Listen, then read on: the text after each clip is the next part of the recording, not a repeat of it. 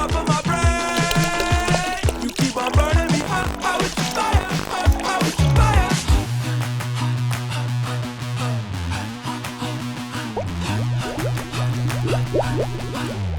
Bonjour à toutes, bonjour à tous.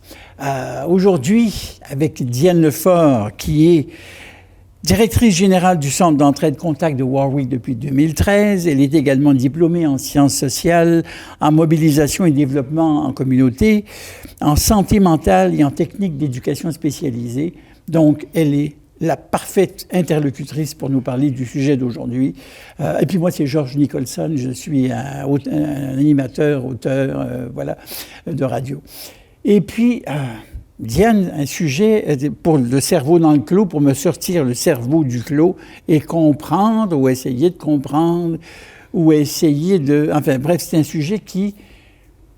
En fait, ça existe depuis des milliers d'années. On dit que c'est la plus vieille profession du monde, n'est-ce pas? Oui. Et là, je parle de la prostitution. Oui. Bon, il y a eu toutes sortes de façons de le présenter. On avait les geishas qui, apparemment, ne passaient pas à l'acte, mais entouraient l'homme et le traitaient. Bon, enfin, il y a tout ce protocole. Il y a les étahirs en Grèce ancienne, qui étaient des femmes superbes, qui récitaient de la poésie, qui servaient, autrement dit, qui entretenaient le désir sans nécessairement passer. Et puis, on va jusqu'à, évidemment, dans la ruelle, ce qui peut se passer, etc. Autrement dit, on part de cette femme, ou à la Renaissance, ces femmes très célèbres, très belles, très connues, très portées dans la société, où on les invitait partout, mais qui étaient, bon... On a donc tout le spectre de l'ostracisé total, c'est-à-dire la personne à abattre, et immorale, celle qui va détruire les ménages, qui va détruire la société, sans parler des maladies vénériennes, etc., etc. Et cette autre femme qui est, au contraire, une espèce de déesse, si on veut, qui répand la connaissance et qui maintient les foyers, en fait, en satisfaisant, pas sexuellement, en satisfaisant l'ego de l'homme. Bon. Ouais. La prostitution, aujourd'hui, en 2025, 2026, 2027, c'est quoi? Est-ce que c'est un réseau? Est-ce que c'est quelque chose qu'on choisit? Est-ce que c'est quelque chose qui est vraiment une horreur? Je sais que ma question finit plus, que ça n'a pas de bon sens, mais en France, par exemple, c'est légalisé. Il y a à chaque des périodes où on va examiner pour voir si les femmes ou les hommes, j'imagine, sont contaminés, s'ils ont une maladie quelconque qu'ils vont pouvoir donner. On vérifie le bétail. On vérifie le cheptel. Ou en Hollande, on sait qu'il y a cette fameuse... On les met dans les vitrines, Ils sont dans les vitrines, oui. puis on voit des super femmes, des super beaux hommes qui sont là, qui se promènent les deux, puis là, les gens vont choisir. Et là aussi, c'est légalisé, on a inclus ça dans la société. On a banalisé le geste. Oui. Bien, on l'a banalisé ou intégré. Autrement dit, est-ce que devant l'inévitable, moi, je trouve, on se soumet ou alors simplement... Et ici, au contraire, étant donné qu'on est profondément catholique, bien forcément, c'est les gens les plus bas de la société, etc. Aidez-nous à comprendre d'où ça part. En partant, je veux dénoncer la grande hypocrisie qui m'enrage à chaque fois que je parle de prostitution. Moi, les gens qui ont ce sophisme-là, cette façon de réfléchir, c'est le plus vieux métier du monde. Comment, M. Georges, le plus vieux métier du monde? Pourquoi qu'on le qualifie de métier, puis pourquoi qu'on le prend comme une fatalité chez la femme? Tu sais, si ça serait un métier, là, je vais vous dire une phrase qui est assez crue, qui n'est pas sympathique, mais qu'il faut dire. Si c'est un métier, moi, je suis grand-maman d'une petite fille. Bon, ben ma belle Béatrice de 8 ans, c'est un métier, la prostitution. C'est banalisé, c'est légalisé. Donc, je vais t'apprendre à dérouler le prépuce, à licher le gland, puis vas-y, ma belle chouette, va pas à l'école, tu vas te payer une Mercedes en lichant multitude de glands. Ça n'a pas de bon sens d'amener ça comme un métier et de banaliser ça. Faut-tu vivre dans une société d'hypocrite, patriarcale, puis qu'on se marchandise un corps féminin? Gars, séduis-la. Si jamais elle veut, elle couchera avec toi. Sinon, c'est quoi cette offre-là et la demande, puis de payer? Moi, ça m'écoeure, la prostitution. Personnellement, je trouve qu'on a banalisé ça, puis on a des phrases de dire « Ah, c'est fatal, c'est le plus vieux métier du monde, on n'y peut rien. » C'est écœurant. Ça sert à qui de dire ces phrases-là? On a bien compris votre point de vue. Mais en même temps, quand on dit, et je suis le vieux cochon qui dit ça, c'est le plus vieux métier du monde, C'est aussi vrai, parce que c'est quelque chose qui remonte. Mais oui! C'est que la prostitution... On se sentait le coup à l'époque. Ça a toujours fait partie des tissus. Mais il y a plein de choses qui ont fait partie de la progression de l'humain. On marchait à quatre pattes, on se reniflait les fesses, on n'avait pas de façon d'être, de savoir-être. Ça a toujours fait partie, mais on est intelligent, puis on a décidé de se servir de notre cerveau, puis d'arrêter de baiser nos enfants en bas âge, d'arrêter de battre nos femmes, d'arrêter... Pourquoi qu'on n'arrête pas aussi cette marchandisation du corps? Mais si on a appris à marcher à deux pattes, si on a appris à arrêter de se renifler les parties, pourquoi ça continue, ça, alors? Parce qu'on a un système patriarcal très fort, puis qui veut que ça arrête? Êtes-vous en train de me dire, Diane, que dans les sociétés matriarcales, il n'y avait plus de prostitution? Bien, il y en avait, c'est un besoin qu'on a besoin. La vulnérabilité, quand tu as un enfant, tu es fait physiquement, tu as un enfant qui vient au monde, qui n'est pas prêt à être dépendant. On a besoin de 12 mois, 2 ans, 4 ans, 5 ans à l'élever. Je dois pouvoir garder un pourvoyeur près de moi. J'ai besoin d'aide. Donc, c'est sûr que sexuellement, je vais être disponible. On est les seules espèces qui ont des orgasmes malgré qu'on n'est pas en rut. Bien, c'est parce qu'on veut plaire à notre partenaire pour le garder. J'ai besoin d'aide. Fait qu'on a vu une personne vulnérable qui prend soin des enfants. On s'est dit, bien, la seule façon que tu as de demander de l'aide, bien, tu peux peut-être t'offrir une compensation parce que le géniteur peut aller courir ailleurs. Il veut répandre sa semence. Fait que toi, bien, manipule puis garde-les dans ta caverne si tu veux qu'il te ramène le gros gibier. C'est un peu plate. Ça, je comprends qu'on est très basique, mais on est en 2026. C'est le moins qu'on puisse dire, basique. C'est basique, mais on est en 2026, puis on sait qu'on peut... Tu sais, il y a le mouvement MeToo, il y a plein de trucs. On est rendu allumé, intelligent. Peut-on arrêter d'utiliser, que ce soit des jeunes hommes, des jeunes enfants, des jeunes adolescentes, des femmes, pour ses plaisirs personnels? Tu sais, on a toujours l'expression « fais-le avec une poignée de braquettes ». Bien, vas-y le faire. Pourquoi tu marchandises? Pourquoi? Puis là, oui, mais c'est libre et éclairé. Qui choisit de dérouler ce prépuce-là multiples fois par jour? Puis c'est pas toujours dans des... Tu sais, Pretty Woman, là, le fameux film, là, ça n'existe pas toujours. Mais non, mais c'est moi qu'on peut dire. Tu sais, la plupart des hommes qui vont aller vers la prostitution, bien, ils finissent de travailler, ils vont prendre des créneaux d'horaire où ça ne dérangera pas, que ça ne passe inaperçu. Oui, oui. Le jeudi soir, après la paye, tu sors de la shop, mais quand tu sors de la shop, là, excusez les mots tough, là, mais tu as l'entrejambe un petit peu collant.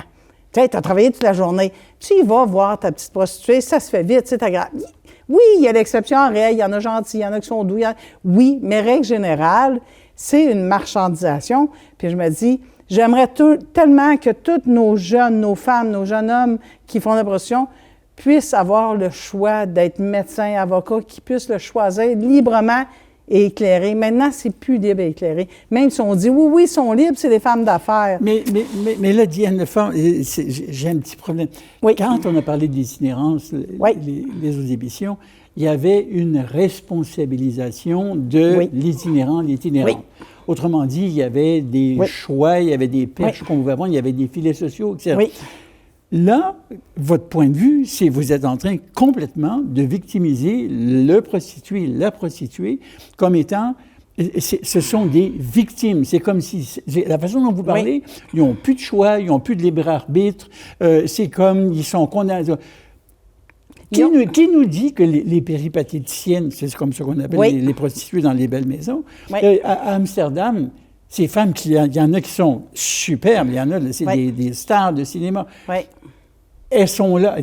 Je pense que la fille, belle comme elle est, puis elle a l'air brillante, comment ça se fait qu'elle choisit de se retrouver dans la vitrine, alors qu'elle pourrait travailler comme vendeuse, comme secrétaire, comme médecin. Oui. Non, mais là c'est parce que là, la victimisation totale, je dis pas que c'est la vie. Non, ils sont responsables de leur choix.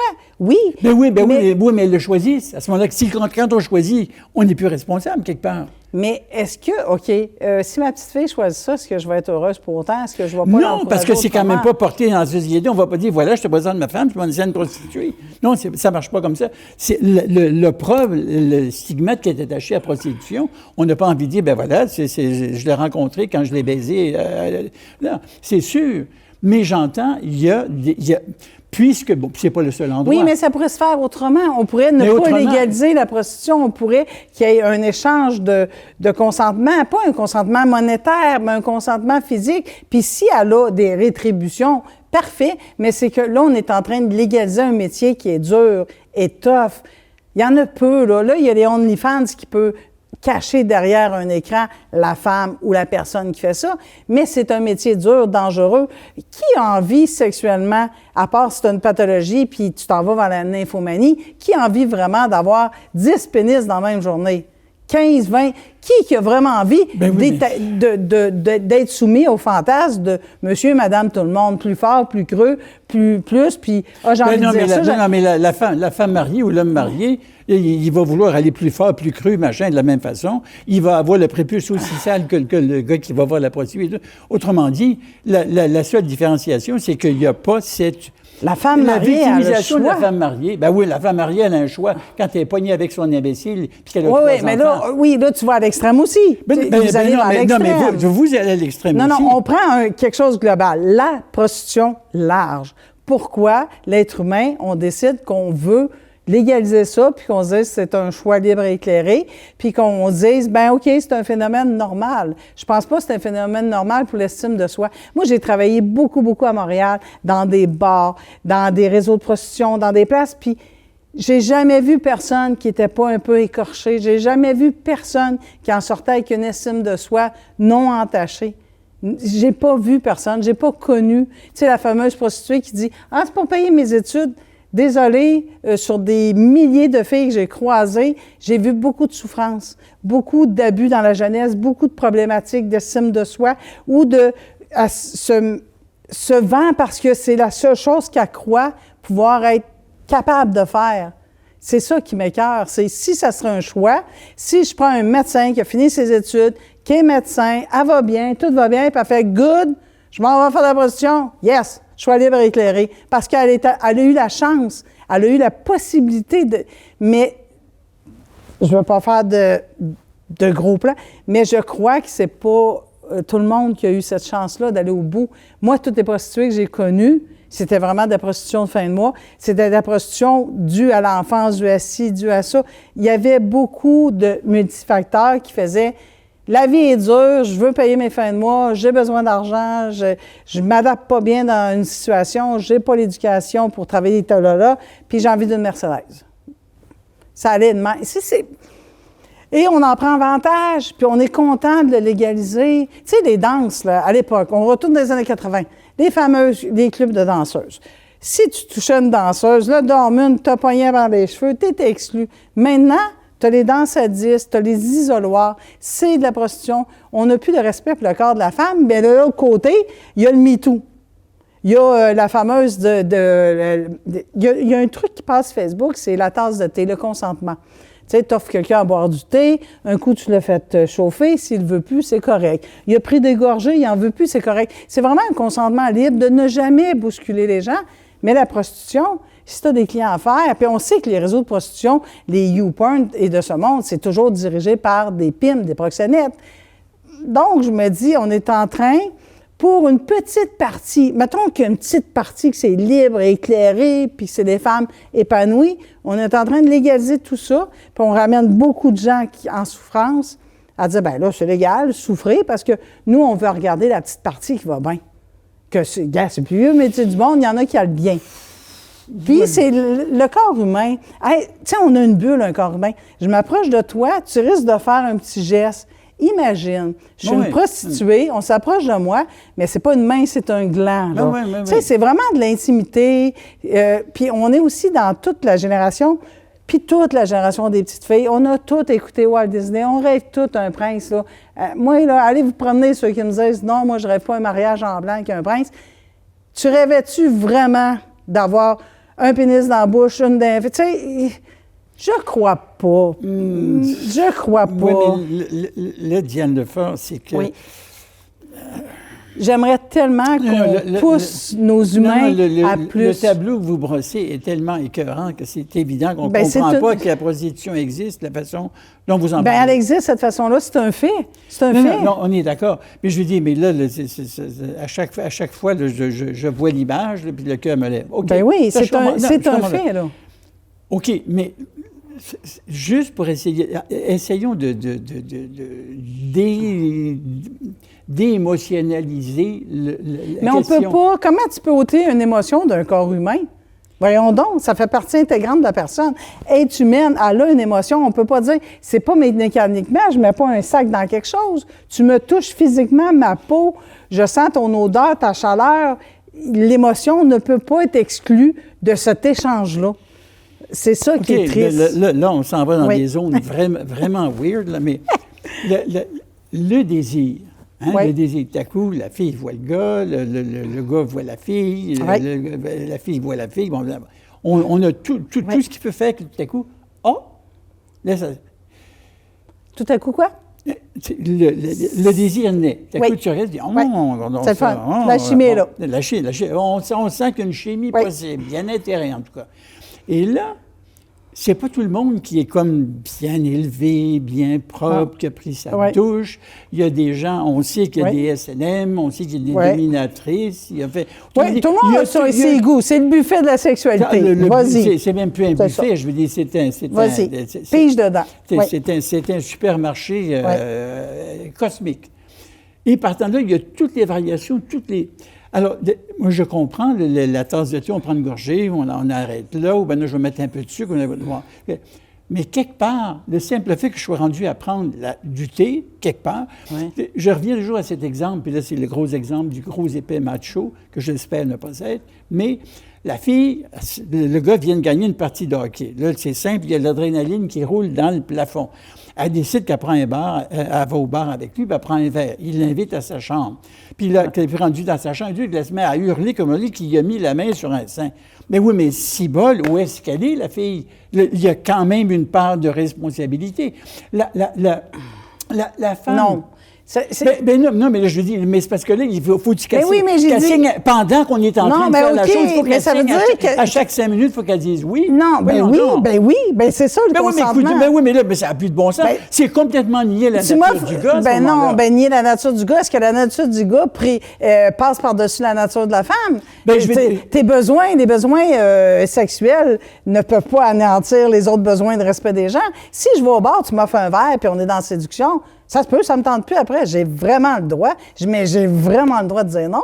Puis si tu as gaspillé 500$, ça veut dire qu'à chaque verre... mais je parle pas de 500$, je parle pas... Mais elle est rendue dans la chambre, le gars, on sait que le gars vient de sortir d'une... mais OK, elle rentre dans la chambre... D'un coup, ça ne tente plus. Là, je dis, excuse-moi, mais le gars... Non.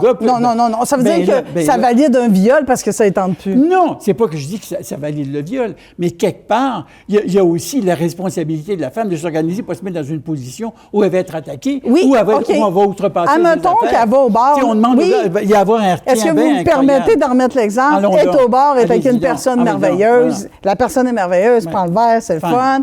Puis là, la séduction, il est poli, il est fin, monte en haut dans la chambre d'hôtel. Elle a envie de faire l'amour doucement, agréablement.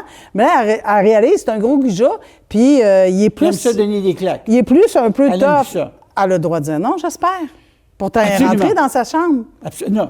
Non. Elle a le droit de changer d'idée. Non, si c'est le Dr. Jekyll, Mr. Hyde, c'est bien sûr qu'elle a le droit de dire hey, ouvre la porte, je chaque mon camp. C'est entendu. Puis elle a le droit de changer d'idée. Mais en même temps, elle est dans une situation de vulnérabilité parce qu'à moins qu'elle mais c'est pas de sa faute parce que si les hommes auraient la décence de garder leur engin dans leur culotte et de vérifier t'es-tu correct, t'es-tu à l'aise, ça irait bien.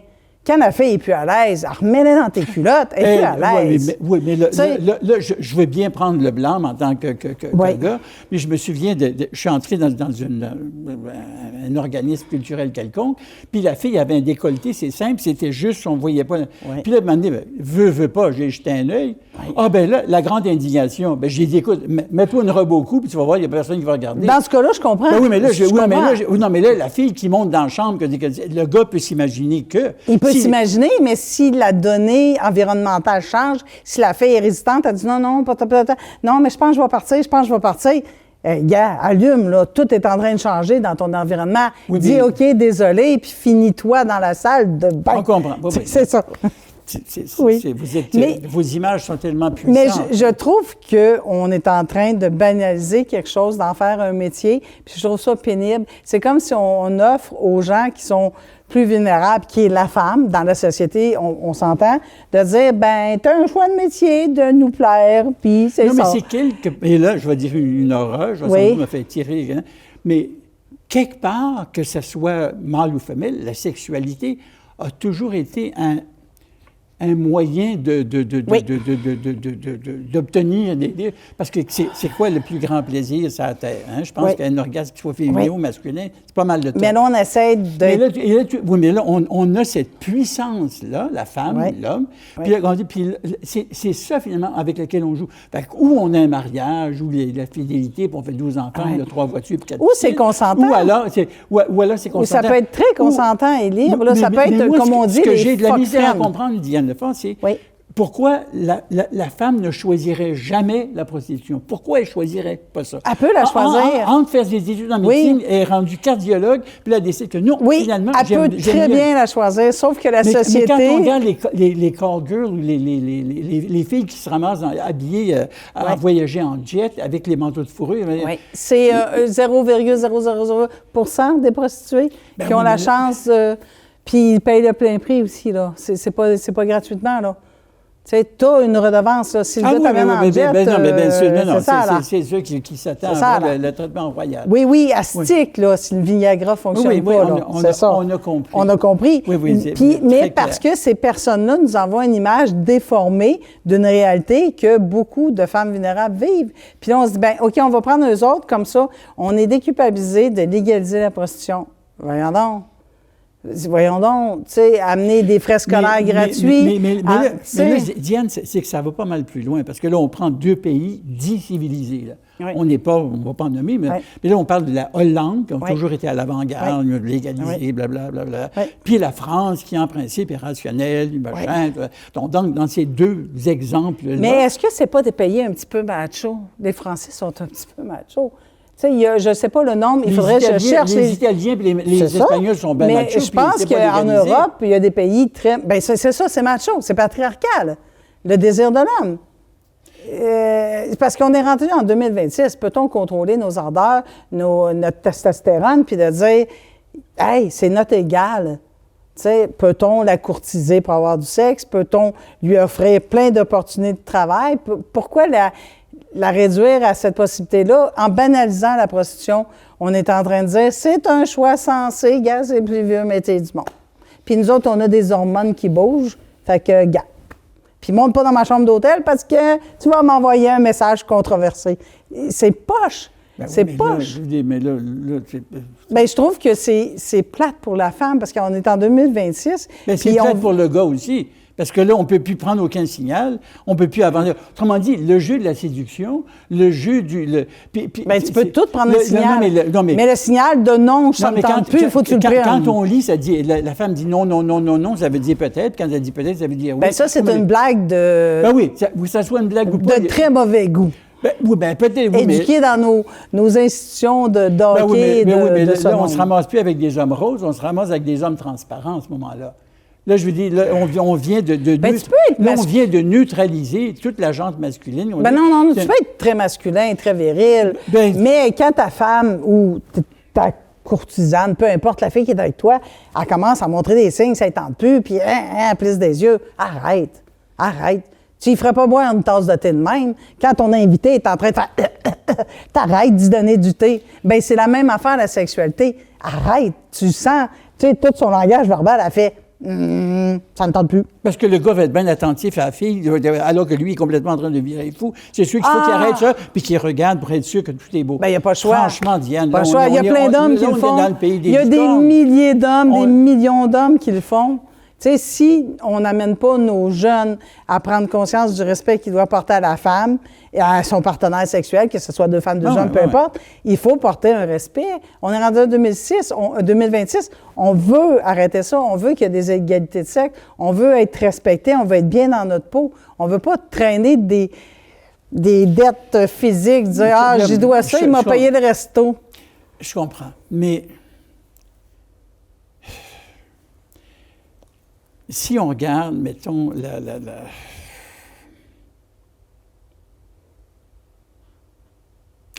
la reproduction, ce serait la chose fondamentale qui mènerait l'espèce humaine. Ça, puis l'instinct maternel, pour les femmes qui en ont un, de protéger le bébé, coûte que coûte. On passe le bébé avant le couple, avant n'importe quoi. Bon. Et l'instinct de reproduction.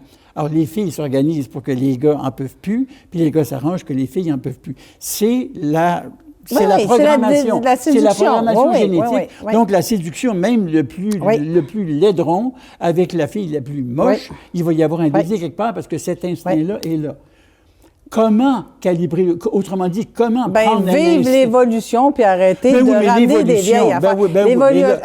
On le fait déjà. On est déjà beaucoup plus évolué qu'à l'époque. Ah ben non, on les marie plus à 12 ans. Ils prenaient par les cheveux puis ils sautaient dessus. Ben oui, puis on les marie plus à 12 ans, puis personne chiale. Là, je vois pas personne sur la place publique au Québec dire « Hey, moi, à 13 ans, je la voudrais. » J'ai écouté un épisode de Star Trek, puis le capitaine Kirk disait qu'il adorait les fruits verts.